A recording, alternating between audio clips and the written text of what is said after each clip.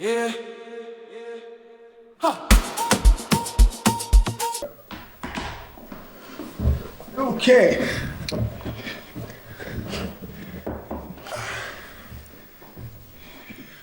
All right, my brother.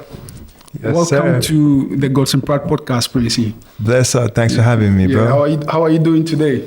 Blessed, you know. Nice. It's really, it's a privilege to have you here in the studio. I remember the last time we had a conversation, it was in your studio. Yes. And today we are in the Other way around. You know what I mean? Yeah, man. It's nice to be here. Exactly. Welcome to our presence. Obviously the studio has changed, but the subject is still the same. Yes, sir. We're still talking about Prinssi. We're still talking about your music. We're still talking about your album and your career and stuff like that. I think after the last videos that we did, a few people were interested to know a little bit more about you because that was like a more shorter version. Yes. So this is just to give, the fans, the audience, a little bit broad perspective about, yourself and a little bit about your career.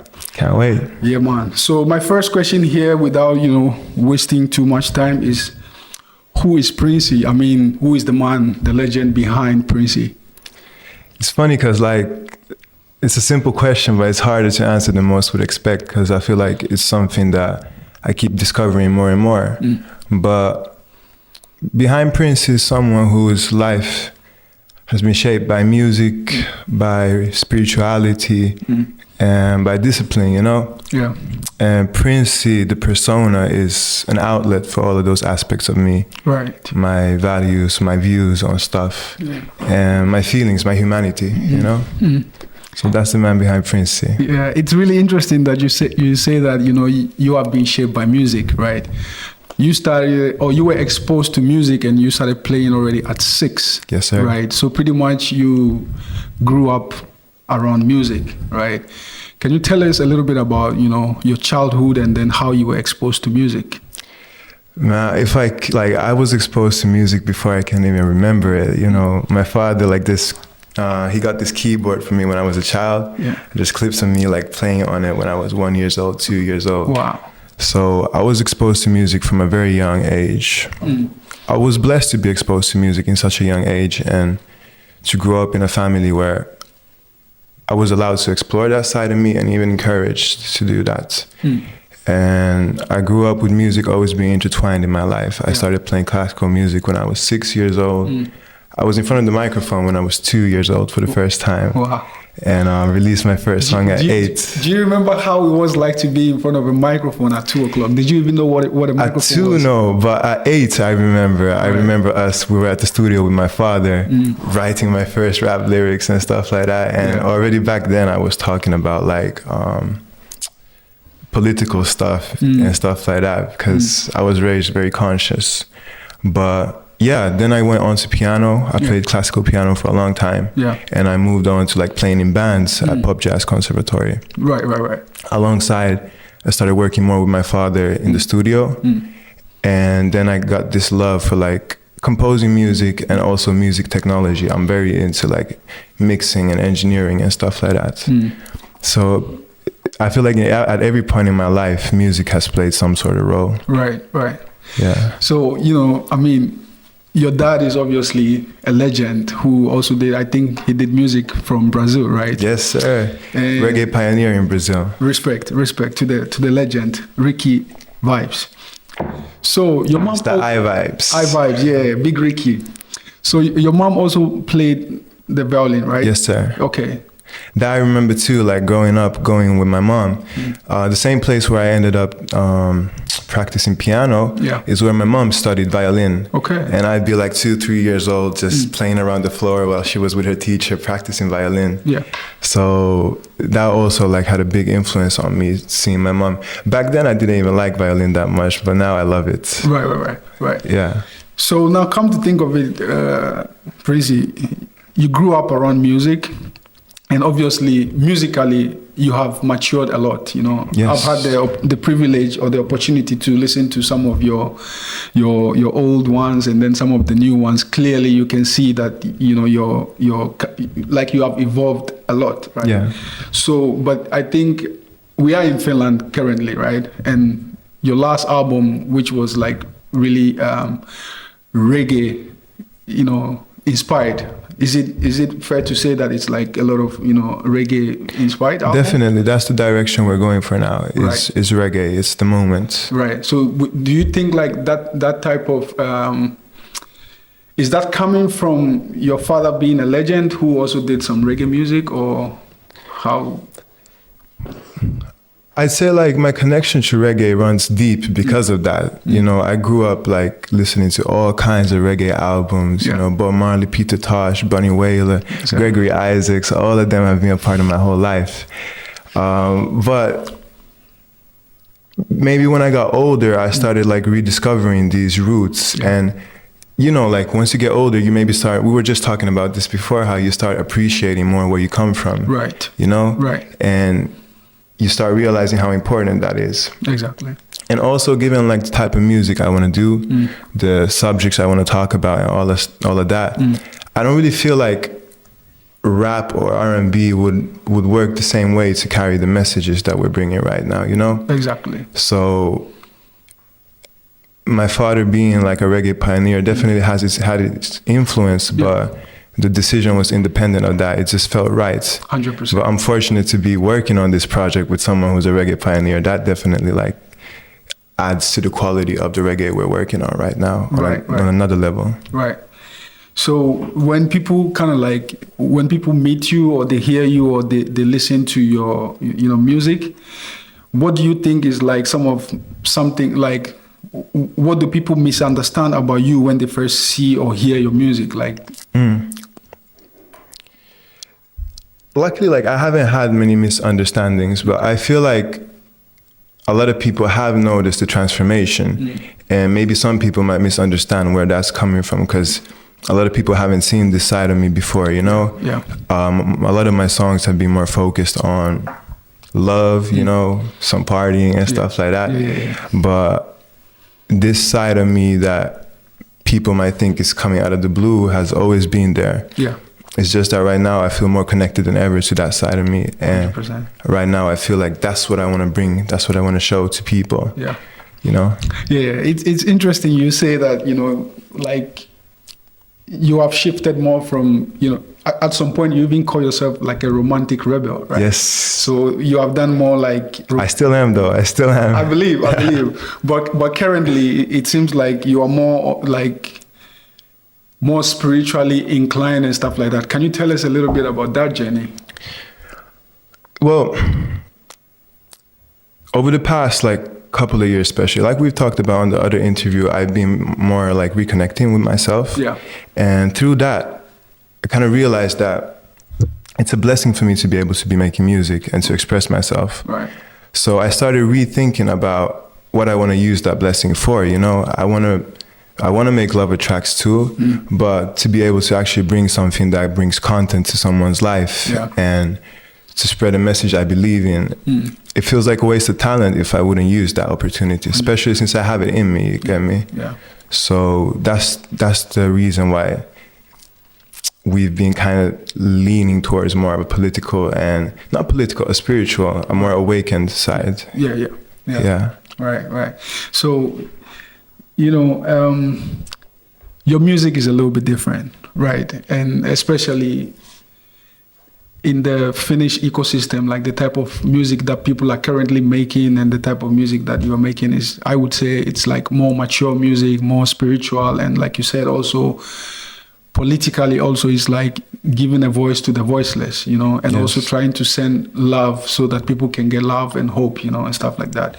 But my question for you though is like, when did you realize that being different wasn't something like you needed to hide, because a lot of people, like musically or artistically, they might feel a certain type of way, but they wouldn't dare be different, they would just hide that aspect, that like politically or, even spiritually, not everybody is bold enough to come up, and say, this is who I am and this is who I'm becoming. So, well, like with the way I was raised and just growing up in Finland as a descendant of like immigrants and all of that, I was always different from everybody, at school with the Finnish kids. You get used to being different. Yeah. I always had my long hair. I was always more spiritually connected than others.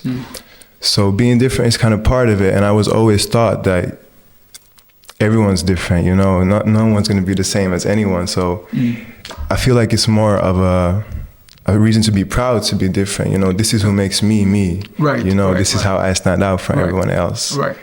So that mentality, that's what's allowed me to be different. 100%. And also like staying true to yourself. You know, I want to really stay true to myself.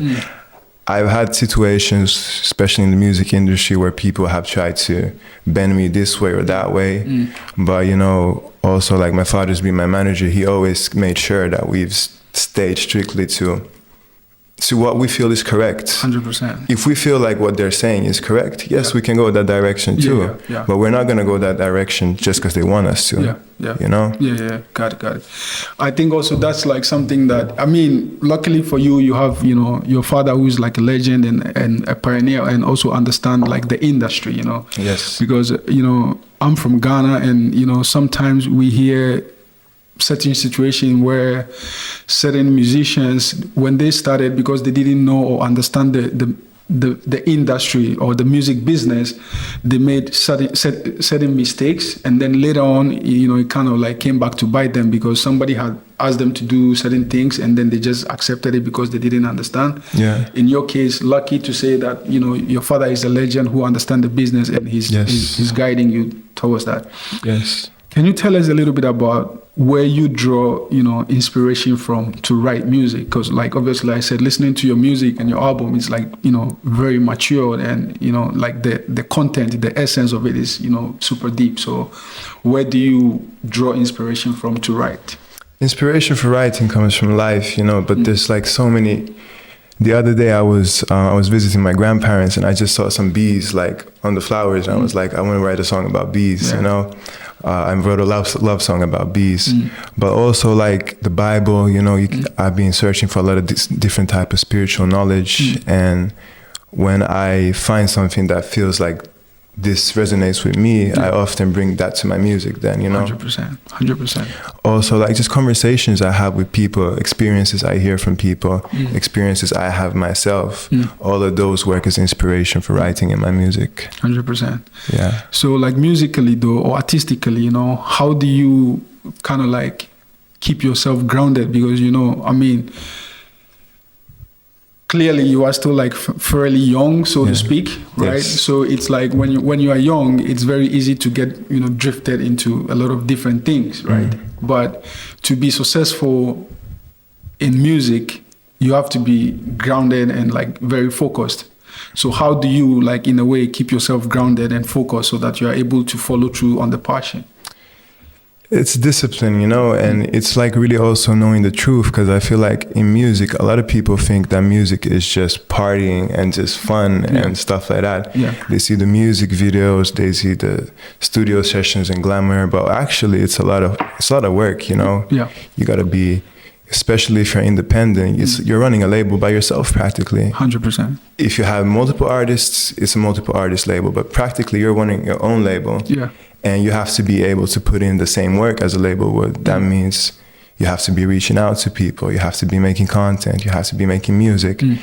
And once you get into the rhythm, like you probably with social media things, you just kind of get lost in the rhythm. That's just what you do now. Right? That's just the way life is. Right. That's the way you know how to live, and you wouldn't want it any other way. And also like always trying to learn. That helps stay grounded also, like realizing that there's always more to learn. The more you learn, the more you understand you have to learn more, you know? So when you make music or when you write music, like, what is your process normally like? Do you first, you get the idea and then you write it, or you get the beat and then you kind of like vibe with the beat and then you get in tune with, you know, like, what is your process like usually? Yeah, so it varies from song to song. Sometimes like we start from the beat at the studio. Yeah. Sometimes one of us has made the beat, shows it to another, then we work on that. Sometimes it might be like a melody that comes up in the shower. So there's a lot of places where the inspiration comes from. I guess the most important part of the creative process, which is funny, I don't know if you saw the Michael Jackson movie. I haven't seen it yet. Okay, well, there's a scene of him there. He's just laying in the pool. And his brother asks him, like, why do you just always do that? You're always doing nothing. And Michael Jackson answered, I'm ready to receive the inspiration, you know. And then he made a joke that if I don't receive it, Prince is going to get it. Right. But the practicality of it is that you always have to be able to and ready to create. Right. Always ready to receive that inspiration, you know. Right. You personally describe, I came across this word whilst researching you. You describe your music as main street. Yeah. Is that still the case? Yeah, definitely. We still use that. What do you mean when you say like your music is main street? Main street, because in a certain sense, we make mainstream music, but not like in a generic sense, more in as a way that anyone can vibe to the music, you know? But the street comes from the urban aspect of it, the rawness, the truth of it that comes from us, you know? It's our handwriting on it. So that's where the term main street comes from. It's a balance between mainstream and urban truth, I guess. Got it.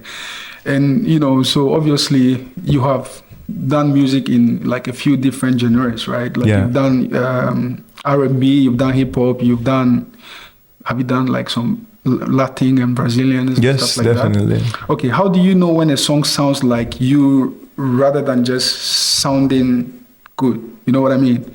Yeah. That's been actually, it's funny enough, we were just talking about that. It's funny how no matter what we try to do, if we're doing reggae, if we're doing Brazilian funk, or if we're doing like trap, it always ends up sounding like our version of that music, you know? It always has our personality. And I feel like that's just something that comes from us, you know? It's not like a conscious thing that we're gonna make something that sounds like us. But it's just the ideas, the melodies, the personality we have in the studio, the personality we bring into the music. It's hard to hide that. 100%. Yeah. I wanna ask you this though, Prinssi. I mean, obviously, you know, you are doing great so far in your career, beautiful career, awesome songs and stuff like that. But, you know, from the little bit that I understand about the industry, it's like, it is very challenging, right? Definitely. And so behind the scene, there are certain challenges that, you know, you as an artist or a writer and stuff like that might face sometimes, right? Yeah. How do you personally deal with challenges if they arise? And, you know, if you can share with us, what is the one challenge that, you know, you kind of like face that you thought, okay, maybe you're not going to make it through this? And then if you did make it through, how did you, you know, make it through? You know, I know you go to the gym, so I'd compare it to the gym. Like there's days when you don't really feel like going to the gym. 100%. Those days are going to come. It's part of the process and you don't even have to beat yourself up for it. The main thing is that you just go to the gym anyways that day and you push through it, because then there's going to be a day, the next day or the day after that, where you're going to be happy to be doing it, right? Yeah. And like working on something that you believe in, working on something that you love, you're always going to have the energy to push through challenges. If a challenge is enough to detour you from what you're doing, maybe you're not doing the right thing, because like with music, I wouldn't be doing anything else either, you know? 100%. This is what I'm going to be doing. 100%. That's the way I see it. I think like a big challenge recently, especially like since we work as a company too, we got Studio 51, we got our music studio, and all of that. Time is an issue. That's a challenge that we balance every day, just finding the time to do everything that has to be done. And along that, still balancing like personal life and all of that, it's a challenge. 100%. But it's worth it. Yeah. It's worth it. It's worth it. Yeah. So would you say it's like work-life balance is a myth? How do you mean, is it a myth? I mean, you know, a lot of people say, you know, like popular culture a while ago was like, you know, sleep 2 hours, 4 hours, just work hard and, you know, like, and then now it's more like, you know, like relax more, you know, try to, you know what I mean? So it's like, there's always the conversation between like hard work, you know, like deep flow work, stuff like that, right? So when I say like work-life balance is a myth, it's like when you are all in, you are all in, you know? There's like some entrepreneurs, like world famous entrepreneurs who, you know, sometimes when you ask them, like they might be a little bit older now, like 90 years or whatever, right? And some of them, if you ask them like, what is their biggest regret, right? Some of them might say their biggest regret is like, they spend all their time working and they never spend time with their kids. So today, like, they don't have good relationship with their kids. Like, obviously they've built like multi-billion-dollar, corporations, but because they went like all in, they didn't have time to do other things, Yeah. So that's like, so to some of them, like, work-life balance does not exist. It's like, if you really want something, you just go after it, and then that's all you do. Yeah. You know what I mean? I understand that. I agree with the mentality that you just have to go after it. But of course, you have to have like priorities in your life too, and you have to have the sense to recognize. For example, luckily, I don't have kids yet, but if I had kids, of course, that's a priority in life, for sure. But at the moment, I'm just here living my life in this world. My priorities are music. My priorities are family. I do make time for family. And of course, you have to make time for yourself. So a work-life balance, I think as long as you take care of your mental health, you take care of your nutrition, and you take care of your rest and your recovery, you have your work-life balance right there. 100%. Right? 100%. Yeah. I want to talk a little bit about your project that you currently released. That was called Consciousness, right? Yes, sir. Okay, before we get to Consciousness, can you tell us a little bit? You did another project one time that you call it World Citizen. Yeah. What was that about, and why does the word like World Citizen, why is it so important to you that you even called like one of your past projects World Citizen? So World Citizen, if you listen to did you listen to the album? Not all of it, but some of the songs. So there's a track, like the name comes from actually the track World Citizen itself. Okay. And growing up in Finland as someone who's Finnish Brazilian, you go to the school, but you're not 100% Finnish, so you don't belong there 100%. But also, you're not 100% Brazilian. You're yourself, right? 100%. So the whole idea of like nationalities kind of loses its significance. Even though I think we should celebrate like different cultures and all of that, I think this division between people. This division between you're this and you're that and I'm this, that's the root of most of our issues at the moment. And with the term World Citizen, I want to promote this mentality of we're all part of one big family, we have the same ancestor from Africa. 100%. We're the same family that went out from there and spread across the world. 100%. So there's no reason for us to focus so much on turning against one another when we should be focusing on coming together and looking for solutions on how we can live in harmony in this world and with this world also, because we all have the same planet we're living in. We need to take care of it collectively and take care of each other collectively. 100%. I'm really happy that, I asked that question because, at some point in the interview, I was going to ask you because, obviously you have like a Finnish background from your mom's side, and then you have like a Brazilian, but so I was always thinking like, do you feel more gravitated, towards Brazilian or Latin or more Finnish? But now when you talked about, like the thing is like when you don't fully belong to anything, you get to decide what you belong so to. World citizen. You get to make your own identity. Makes sense. I have what I have from this side, and I have what I have from that side. I also grew up with British influences, with American influences, Afro influences. Right. So you really get to form your own identity. You don't have to choose a side per se, right? Yeah. Before we get to Consciousness, like Consciousness so far is the one that I have pretty much like listened to most of the songs. And for me also, like, I'm a little bit, older, not so old, but a little bit older, I grew up in like a ghetto, right? So in the ghetto, it was funny, like usually in Ghana when, rest in peace to all the legends, but normally when somebody passes away, so it's like Sundays is where we go to listen to music there. Oh. Because they bring music, right? Okay. And so they start first by playing like, gospel and then Ghana culture music.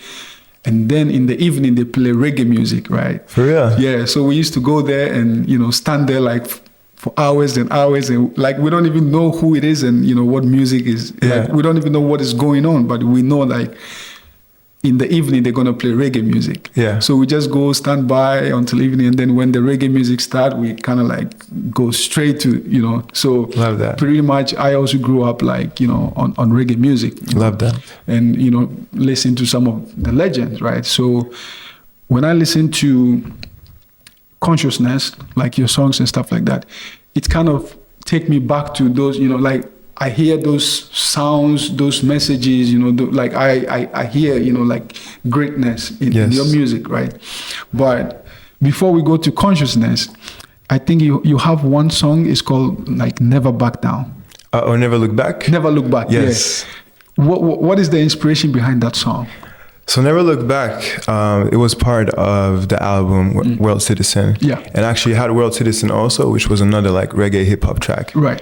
And that was like the first experiment with reggae. Okay. We were thinking about, it already started feeling like an option that we could do before it felt like the right choice. Because back then I was still doing like different types of R&B stuff, also pop stuff. But yeah, Never Look Back was the first time we decided, you know what, like let's try reggae. Let's see how my voice sounds on it. Yeah. Let's see how I feel with it. And that's where it started. Ever since then, we've been behind the scenes. We've been working on a lot of reggae tracks. We got like so many tracks behind the scenes right now. We got another album coming out this year still, you know. At the live performances, you can hear some of the tracks also. So yeah, we got so much reggae that we've been working on over the years, and that's where it started from. Okay. Yeah. So is it fair to say that like World Citizen was the seed, and then Consciousness is like the fruit, right? I think that's fair to say. So let's talk about Consciousness. Yes, sir. Yeah. So how did that come about? What was the inspiration, and what are some of the songs on there? I mean, obviously I've listened to the songs, but for the sake of the audience, can you explain to us a little bit about Most definitely. the So Consciousness was born, like I talked about in the beginning, the transformation that I've been going through recently. Yeah. Or not so as a transformation, but more like a reconnection, and like a different understanding of my music and what I want to do with my music. Yeah. So Consciousness, like the name suggests, it's a more conscious side of me, you know. It reflects a different aspect of me, and each of the songs are more conscious. Like we start from Most High, which talks about Thanksgiving for life, Thanksgiving to Jah for everything that he blesses us with. You know, just like I say in the chorus, just the fact to be able to wake up, open my eyes and breathe. Yeah. That's a blessing many people unfortunately don't have every time, you know? So we need to be grateful for that. Medication, I'm talking more about cannabis in it. I go back to Psalm 104, which talks about how God put the herb on earth for the service of man. But I'm talking about the medicinal side of it. There's a lot of uses for people that go through mental health stuff. There's uses for people with glaucoma. There's uses for people with anxiety. So I'm giving a voice for the people who don't necessarily have a voice to talk about that. Shut Down, that's more of a turn-up party song that we wanted to do, but still keeping it conscious at the same time, you know? 100%. But you can definitely hear more of like the hip-hop influence on that one. Then there's Talk to Me Nice, which is the fourth track. That one, it's a lover track, but it's a different type of lover track because it's not talking about like puppy love. It's more about respecting yourself in a relationship, you know, having self-respect for yourself, drawing your lines, and just knowing that you're going to be fine no matter what happens. You know, you got yourself, you're cool. And then the last one is Ihan Sama. So since I am part Finnish, I wanted to include a Finnish track in it. And that one was born from a collaboration that was supposed to happen. Unfortunately, it didn't happen this time. We reached out to Jukka Poika. He liked the song. We were supposed to work on it. But then his label had different ideas for the moment. So we didn't get to do it this time. But we still wanted to bring it out no matter what. Hopefully Jukka Poika sees this and, you know, get back in the studio. Hopefully, can't wait to make a song together. 100%. You know, we all can learn from somebody. 100%. And clearly you are on a journey that I haven't, been on. We all been on different type of journey, but it's like every time when you get an opportunity to sit, especially with somebody who's creating art, creating music, stuff like that, it's always, we can learn from you, right? That's what I find beautiful, and like why I want to share my music now, like the way it is, because if I can inspire someone else with my journey, what else could I wish for? That's lovely to hear that, for real. 100%. Yeah. But one question I wanted to ask you though, Prinssi, because you mentioned that you felt at some point you had drifted a little bit away from like what you were brought up to be and stuff like that. Yeah. But somehow you managed to come back to it, right? So what do you think helped you to find yourself again? I think the biggest part. I think the biggest part of it was once I got out of the military, I started like intensively working with my father again in the studio with iVibes. Right. And him, it's impossible not to get inspired consciously around 100%, him, 100%. So that's been the biggest part of my journey coming back. I got inspired by that. I got reminded of who I am. And then independently, I started reconnecting with that, and it's been also good having his support, because whenever I have questions or stuff like that, my own wonders, like how does this work and stuff like that, if I wanted to learn about Rastafari, I have a direct source to go to, 100%. Yeah. 100%. Let's talk a little bit about the Finnish industry. How is it like, being like how is the industry like in Finland? The industry in Finland, I have some opinions of it, The industry is what it is. Finland is doing this thing. People are doing their music, and I feel like every artist is just doing their music. I respect that 100%, and I love it. When it comes to the industry people who are not necessarily the musicians, but the gatekeepers working behind the scenes, then the situation becomes a bit different, because I feel like nowadays artistic expression isn't that valued in the industry. People are more focused on hits and formulas and copy and pasting, like this song worked, so let's do it 10,000 more times, Also, like, I feel like the gatekeepers are trying to restrict the Finnish industry, because even me myself, at meetings with label A&Rs, they've told me that my music isn't safe enough for Finland. Like, what does that even mean, that my music isn't safe? Are you afraid that people are going to become more conscious? Also, I've been encouraged to make music about alcohol. I've never heard like any industry encourage people to make music about substances. So I have my opinions of the gatekeepers about the industry itself, the music. Everyone's just doing art, and I love that. Yeah. So aside from the fact that you're working closely with your father, who is like your manager and stuff like that, are you in a way like an independent artist in a way? Yes, I am indie. We got our own label, Studio 51, that we're building. We got some artists working with us internationally, from Jamaica, from Brazil, here in Finland. But we are indie, Okay, nice. So I have a question though. You mentioned, that I have also noticed that, right? Like I said, because, I'm a little bit like older generation. So I remember like we used to listen to classics only, right? Yeah. So when you listen to music back in the days, there was a lot of substance, but now it's like views, and, it's like somebody can just literally blow up on TikTok tomorrow. And then just because they blow up and they have an audience, they can make some music, and then, that's enough to get signed. You know what I mean? So my question for you is like, would you rather have 100 million streams or 100,000 people or even 10,000 people who genuinely understand your music and get your message? 10,000 people who understand my music, because like also the thing about TikTok virality that we've been seeing is that you don't see longevity in artists anymore. Artists come and go as fast as they come, So actually having 10,000 people who genuinely connect with your music is what an artist needs to be 100%. Supported 100%. And to keep doing art. 100 million streams, you got a good year now, but what about in 2, 3, 4, 5 years? Are those 100 million people still going to be listening to your music? We'll see. 100%. I want to ask you this, right? You talk a lot about message and stuff like that. And you talk also about, giving a voice to the voiceless.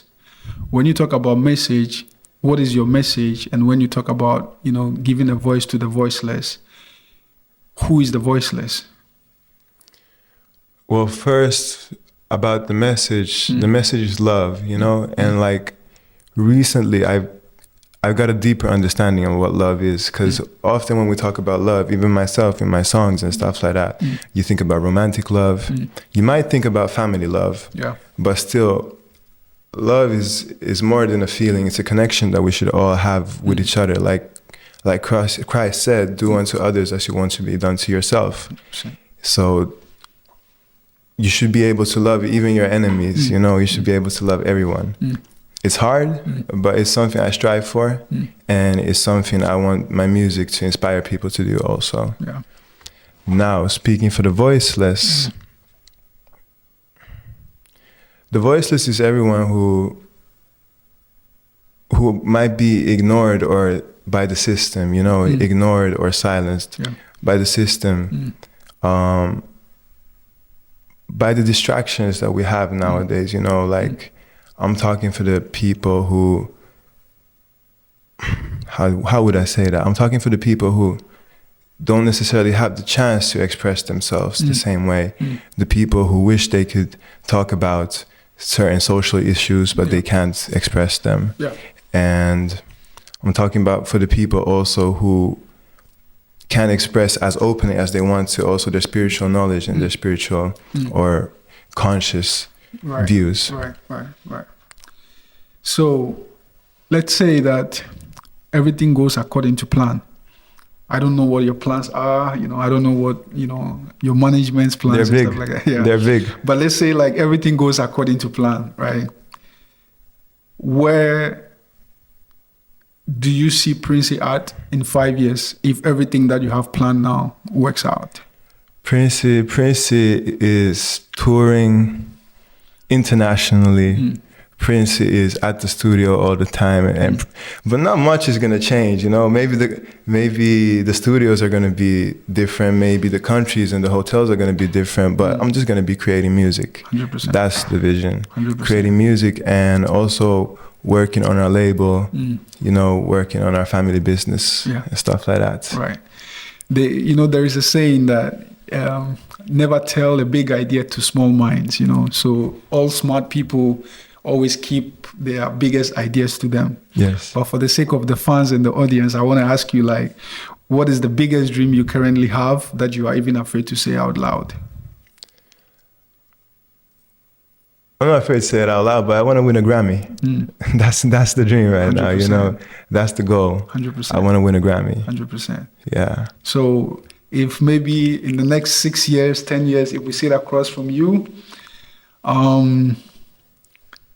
when you see me giving the acceptance speech, I want y'all to clip this part of the interview and put it there. I'm gonna save this part of it. Yeah, 6 years ago today. Until then, But I want to ask you this also, Prinssi, because this is very important. Because I think like a lot of youth today, they struggle with finding their passion. I think it's like it's a very common question that people ask nowadays, like, how do you find your passion and stuff like that?